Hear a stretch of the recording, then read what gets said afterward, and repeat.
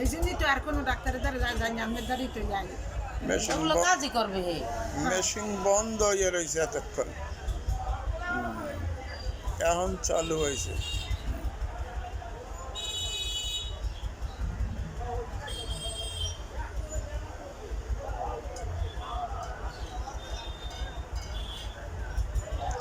Doctor দেখাইয়েই তো আমার কাছে আসে সবাই,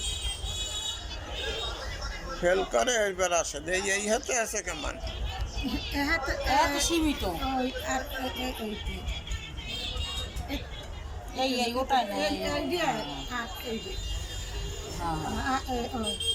দশা দিলে খসখস করে, হ্যাঁ হ্যাঁ হ্যাঁ চামড়াটা মোটা হয়ে গেছে।